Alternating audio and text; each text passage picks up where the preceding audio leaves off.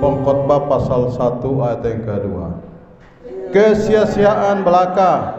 Kata pengkhotbah, kesia-siaan belaka.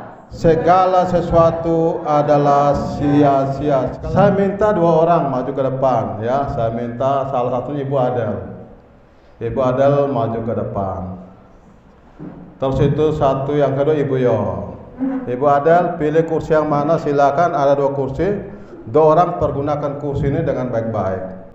Ya, tidak, jangan dia, ya. Silakan Mama Yop. Mama Yop pilih yang mana? Oke. Silakan Adel, 2 orang duduk di kursi ini. Satu punya di sebelah, satu punya sini. Tetap Ibu mau duduk situ, silakan duduk. Adel duduk sini, Adel duduk. Ya, Ibu Adel duduk. Mayo juga duduk. Kenapa tidak bisa duduk? Kursi terbalik. Saudara, kalau terbalik begini bisa duduk tidak? Artinya berguna tidak? Tidak berguna, tidak berfungsi. Ya, artinya kalau kursi model seperti ini, kursi yang membawa kesia-siaan, kursi yang tidak tahu diri, kursi yang diciptakan untuk dipakai, untuk difungsikan, tetapi justru pikiran terbalik. Ya, kursi model begini ini tidak bisa disimpan di dalam ruangan, betulkah tidak? Kursi model seperti ini dibawa kemana? Di tempat sampah, karena kursi tidak ada gunanya, dia tidak berfungsi. Jadi kursi yang sebelah dipakai ini ibarat hidup kita, amin. Hidup yang berguna, hidup yang dipakai. Tapi yang di sebelah itu, kursi yang sebelah itu pikiran, itu ibarat orang yang tidak mau tahu dengan hidupnya. Hidupnya dianggap tidak ada guna, suka mabuk-mabukan, suka gosip, suka buat jahat, ya, tidak pernah kenal kebaikan, tidak pernah kenal fungsi kedudukan seperti apa. Nah, inilah manusia-manusia di hari-hari ini. Kalau manusia model seperti ini, maka Tuhan bilang apa? Semuanya adalah sia-sia. Berarti ada orang yang pikiran baik, hidupnya baik, ada orang yang pikirannya sia-sia, tidak ada gunanya. Jadi ini menjadi satu contoh buat kita, bahwa kursi kalau seperti ini tidak bisa difungsikan, artinya kursi tidak bisa dipakai di dalam satu ruangan yang mewah. Di luar saja pun orang tidak pakai, apalagi di luar. Makanya firman Tuhan hari ini bertanya kepada kita, ya, dikatakan bahwa kesia-siaan belaka, kata pengkhotbah, kesia-siaan belaka, segala sesuatu adalah sia-sia. Amin. Semua adalah sia-sia. Itu artinya kita perlu bertanya pada Tuhan. Kalau Tuhan bilang semuanya sia-sia, maka kira-kira manusia ini harus bisa bertanya, kalau begitu Tuhan, kenapa hidup saya kau taruh di muka bumi ini? Amin. Mengapa Tuhan taruh hidup kita di muka bumi ini? Mengapa Tuhan taruh hidup kita di tempat ini? Itu artinya bahwa Tuhan punya tujuan. Tuhan punya tujuan yang terbaik, yang terindah pada hidup kita. Tapi justru kita tidak melakukan kebaikan itu. Justru hidup kita sering bolak-balik, tidak jelas, melakukan kejahatan. Orang seperti ini adalah orang yang membawa kesia-siaan. Hidup ini adalah kesempatan. Jangan sia-siakan waktu yang Tuhan beri. Kalau kita berani sia-siakan waktu yang Tuhan beri, maka hidup kita menjadi sia-sia. Amin. Hidup kita ditaruh Tuhan di muka bumi ini. Tuhan punya tujuan yang indah. Tuhan punya maksud baik. Tuhan punya tujuan yang terindah bagi hidup kita, tapi seringkali kita sia-siakan waktu. Hidup yang akan menjadi hidup yang sia-sia ketika orang tidak mau datang pada Tuhan. Orang tidak mau mengenal Tuhan. Hidup dalam dosa, kejahatan, perjudian, persinan, perselingkuhan, penyembahan berhala, tidak pernah kenal kebaikan. Orang-orang seperti ini adalah sia-sia belaka. Amin. Pertanyaan yang perlu sama-sama kita menjawab. Ada sebuah pertanyaan. Kalau segala sesuatu adalah sia-sia, untuk apakah Tuhan taruh kita di bumi ini? Kita perlu menjawab. Masing-masing kita perlu menjawab, Tuhan, kenapa kau taruh saya di muka bumi ini? Kalau hidup ini sia-sia, Tuhan tidak akan mungkin membuat hidup kita menjadi hidup yang sia-sia. Amin. Karena Tuhan itu Bapa yang Maha Tahu, Bapa yang baik, Bapa yang melakukan segala kebaikan, dan tidak mungkin hidup kita menjadi sia-sia. Yang membuat hidup kita sia-sia ketika kita tidak mengenal Tuhan. Kita perlu bisa menjawab, Tuhan punya tujuan atas hidup kita. Amin. Tuhan taruh kita di muka bumi yang pertama supaya kita menjadi serupa dengan gambaran anaknya. Amin. Itulah Tuhan taruh hidup kita. Tuhan bawa hidup kita kepada Tuhan supaya kita menjadi gambaran Tuhan, menjadi seperti Tuhan. Hidup kita harus betul-betul menjadi seperti Bapa di surga. Itulah maksud Tuhan. Dia tertaruh hidup kita di muka bumi ini, sehingga orang melihat kita, wujud kita, perilaku kita, tindak tanduk kita, tutur kata kita beda. Amin. Seperti tadi Om Agus bersaksi. Siapa yang tidak kenal Om Agus ini? Saya juga tidak terlalu kenal dia. Tapi setelah dia ada di sini, dia dipanggil Tuhan, dia ditaruh Tuhan di tempat ini. Disitulah saya kenal baik siapa Om Agus. Dan saya mulai dengar orang cerita dari luar. Dan ternyata betul, Om Agus ini manusia yang, ya, saya mau bilang, masuk penjara berapa kali Om Agus? 3 kali Om Agus ini, ya. Masuk penjara 3 kali. Apa yang terjadi? Tuhan angkat dia taruh di tempat ini. Amin. Kalau Tuhan taruh di tempat ini, adalah tujuan Tuhan agar dari hidupnya menjadi serupa dengan Kristus. Amin. Kalau Tuhan taruh kita di tempat ini, Tuhan punya tujuan yang terindah agar semua anak-anak Tuhan, kita adalah harus menjadi serupa dengan Tuhan. Itulah tujuan Tuhan taruh kita di sini. Banyak orang tidak mengenal dirinya, siapa dia sesungguhnya, sehingga dia boleh melakukan semuanya semau-mau dia. Yang baik, yang jahat, dia lakukan. Ketika kita belum mengenal Tuhan, kita di luar Tuhan, kita belum tahu siapa diri kita. Amin. Tapi ketika Tuhan bawa kita ke tempatnya Tuhan, bawa kita dalam rancangan Tuhan, bawa kita dalam rencananya Tuhan, kita harus sudah mulai mengerti bahwa Tuhan bawa saya ke sini, itu adalah tujuan Tuhan. Agar hidup saya harus menjadi serupa dan segambar dengan Tuhan. Memang muka kita tidak mungkin sama seperti Tuhan Yesus. Betulkah tidak? Tapi paling tidak sikapnya. Amin. Perilaku kita, perbuatan kita, sikap kita, tutur kata kita, itu mesti sama dengan Tuhan Yesus. Yang kedua, kita ditaruh Tuhan di muka bumi ini untuk melakukan pekerjaan baik. Amin. Bukan melakukan kejahatan. Tuhan taruh kita di muka bumi ini, tujuan Allah adalah dari hidup kita harus bisa melakukan hal-hal yang baik. Amin. Jangan coba-coba melakukan hal-hal yang jahat. Mengenal Tuhan, ada di dalam Tuhan, hidup di dalam Tuhan, datang pada Tuhan, cari Dia. Pasti engkau akan diubahkan menjadi manusia yang baik. Amin. Menjadi manusia yang baik. Apapun yang engkau kerjakan, kalau engkau ada di dalam Tuhan, kau akan menjadi orang yang baik. Ya. Di dalam Efesus pasal 2 ayat 10, karena kita ini buatan Allah, diciptakan dalam Kristus Yesus untuk melakukan pekerjaan baik yang dipersiapkan Allah sebelumnya. Ia mau supaya kita hidup di dalamnya, beri kemuliaan bagi Yesus. Tujuan Allah taruh kita di muka bumi ini, yaitu kita harus melakukan pekerjaan yang baik sesuai dengan rencana Allah, sesuai dengan maunya Allah, maunya Tuhan. Saya tidak pernah mengenal bagaimana caranya melakukan yang baik. Hidup saya, ya, suka melakukan hal yang jahat. Saya belum mengenal Tuhan. Tapi ketika saya mengenal Tuhan, saya bilang sama Tuhan, Tuhan, ini hidup saya. Tuhan mau pakai saya sesuai dengan kehendak-Mu, sesuai dengan mau-Mu Tuhan.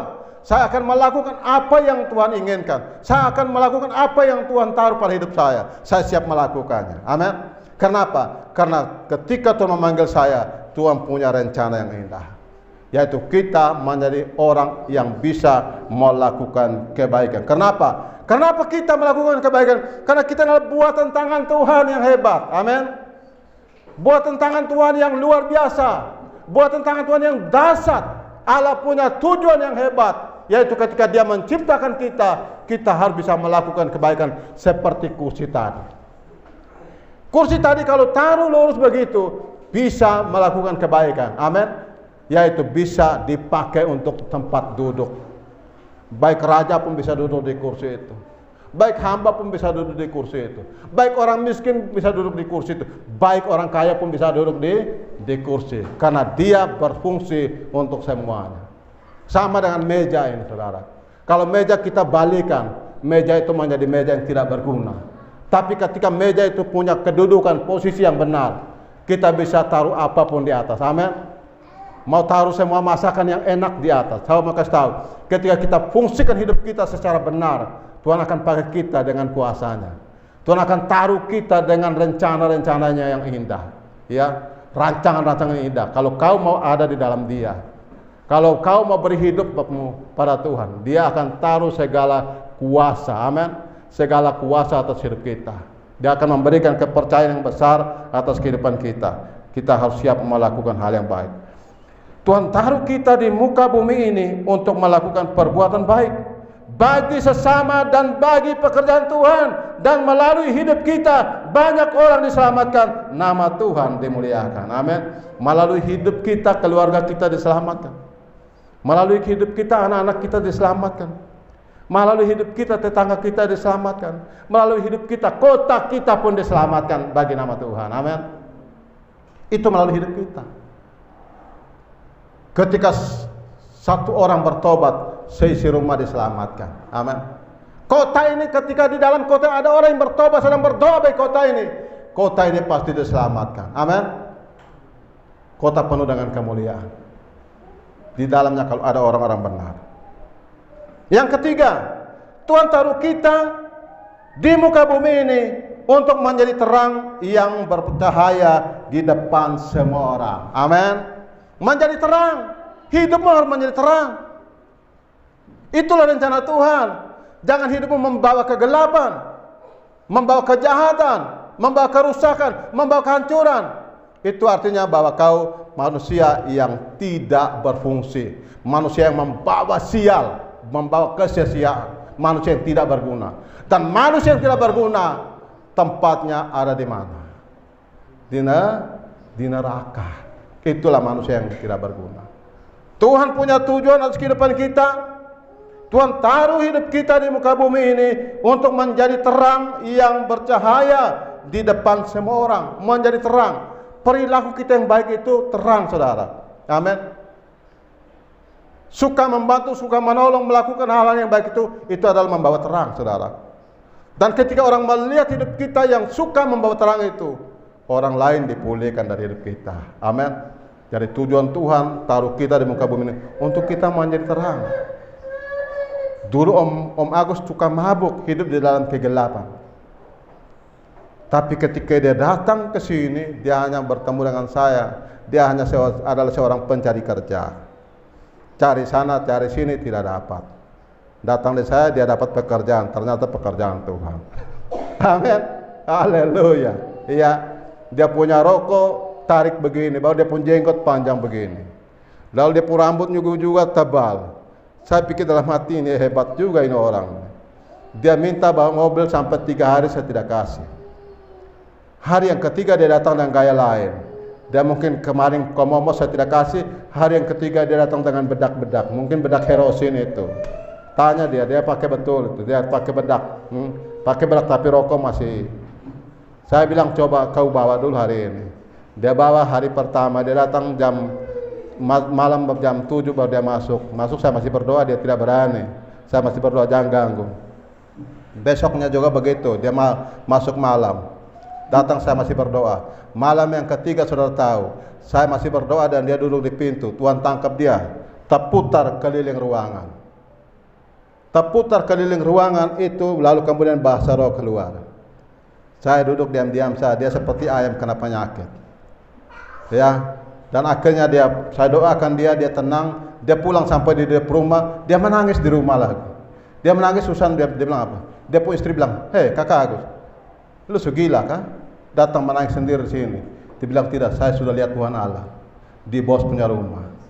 Rumah kami itu rumah yang memberikan cahaya kemuliaan bagi orang-orang yang datang. Amin. Hidup kita menjadi cahaya, hidup kita menjadi terang. Dan terang itulah yang menerangi Om Agus. Dia terputar di dalam ruangan. Dia bilang, saya sudah lihat Tuhan Allah. Om Agus terima Tuhan Yesus, bertobat sampai hari ini. Amin. Artinya bahwa ketika kita ada di dalam kegelapan, Tuhan bawa kita satu tempat. Itu adalah Tuhan punya rencana bahwa di tempat itu kita harus menjadi terang. Amin. Semua kita harus menjadi terang. Saya ada di dalam GB Islam, saya bisa menjadi terang bagi sesama. Amin. Kita menjadi terang. Pikiran kita itu betul-betul menjadi pikiran Kristus yang selalu membawa terang. Ya. Kita baca firman Tuhannya. Matius pasal 5 ayat ke-16. Demikianlah hendaknya terangmu bercahaya di depan semua, di depan orang, supaya mereka melihat perbuatanmu yang baik dan memuliakan Bapamu yang di sorga. Sekali lagi, demikianlah hendaknya terangmu bercahaya di depan orang, supaya mereka melihat perbuatanmu yang baik dan memuliakan Bapamu yang di sorga. Beri kemuliaan bagi Tuhan Yesus. Haleluya. Saudaraku, keluarga saya di Maumere kenal baik siapa saya. Saya orang tukang minum mabuk, saudara. Saya orang tukang merokok. Karena memang saya dari kelas 2 SD, saya sudah bisa iris tembakau, saudaraku. Saya sudah mabuk-mabukan. Orang Maumere tiada tambah minum. Kalau tidak minum oke, bukan orang Maumere. Saya menjadi orang yang brutal, saudara. Di Maumere ketika orang buat pesta, maka untuk mendapatkan keamanan harus panggil saya datang. Saya datang di pesta itu berarti pesta itu aman. Kenapa saya datang pesta aman? Pesta aman karena yang buat kacau itu sudah ada di dalam. Yang tukang buat rusak itu sudah dipanggil, kasih makan minum yang enak. Makanya dipanggillah semua teman-teman yang jahat-jahat, yang tukang buat huru hara itu. Panggil semua, makan minum habis sudah selesai. Jaga pesta ini sampai pagi tetap aman. Aman, saudaraku. Kenapa? Karena semua hampir orang Maumere kenal saya. Tetapi apa yang terjadi, saudaraku, ketika Tuhan bawa saya di satu tempat namanya Atambua, Kabupaten Beni, dan ternyata Tuhan taruh saya di sini. Tuhan punya rencana yang indah agar hidup saya menjadi terang. Amin. Hidup kita menjadi terang. Ketika kita hidup menjadi terang bagi sesama, orang melihat kebaikan-kebaikan yang kita lakukan, kebaikan-kebaikan yang kita kerjakan, kebaikan-kebaikan yang kita buat, orang lain memuliakan nama Tuhan. Amin. Orang akan bersaksi, sebetulnya saya tidak kenal Tuhan, sebetulnya saya tidak tahu tentang Tuhan, tapi melalui orang ini saya bisa mengenal Tuhan. Amin. Melalui hidup orang ini saya bisa mengenal Tuhan. Melalui hidup Pak Minggus, banyak orang di sana pasti mengenal Tuhan. Amin. Kita harus tahu bahwa Tuhan sudah tempatkan kita di satu tempat. Itu rencana Tuhan, agar kita jangan sia-siakan kesempatan itu. Jangan sia-siakan panggilan Tuhan. Ketika kita mulai ada di dalam Dia, kita pergunakan kesempatan itu baik-baik. Sehingga pujian bilang apa? Hidup ini adalah kesempatan. Jangan sia-siakan. Mau berkat Tuhan tapi tidak mau datang kepada Tuhan. Amin. Ingat baik-baik, Tuhan punya berkat luar biasa. Coba kita lihat di dalam pengkhotbah tadi. Kita melihat bagaimana berkat Tuhan yang luar biasa. Orang boleh menikmati berkat Tuhan tapi tidak pernah belajar takut akan Tuhan. Tuhan membuat segala sesuatu indah dalam hidupnya. Tujuan Tuhan adalah supaya dia belajar takut sama Tuhan, belajar memuliakan nama Tuhan, hormati Tuhan, taat pada Dia. Kita lihat pengkhotbah pasal 3 ayat ke-11 sampai 14. Ia membuat segala sesuatu indah pada waktunya. Bahkan Ia memberikan kekekalan dalam hati mereka. Tetapi manusia tidak dapat menyelami pekerjaan yang dilakukan Allah dari awal sampai akhir. Aku tahu bahwa untuk mereka tak ada yang lebih baik daripada bersuka-suka dan menikmati kesenangan dalam hidup mereka, dan bahwa setiap orang dapat makan, minum dan menikmati kesenangan dalam segala jeripayanya. Itu juga adalah pemberian Tuhan. Aku tahu bahwa segala sesuatu yang dilakukan Allah akan tetap ada untuk selamanya. Itu tak dapat ditambah dan tak dapat dikurangi.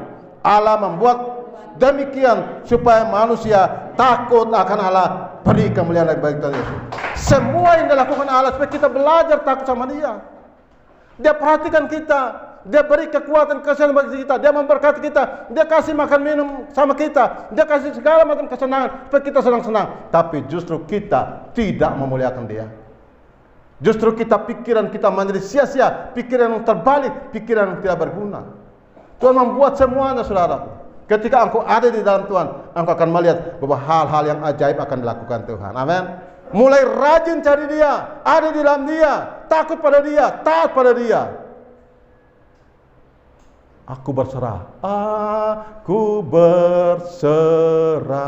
Kita perlu menyerahkan seluruh hidup kita seutuhnya bagi Dia. Amin. Karena kita adalah gambaran Dia.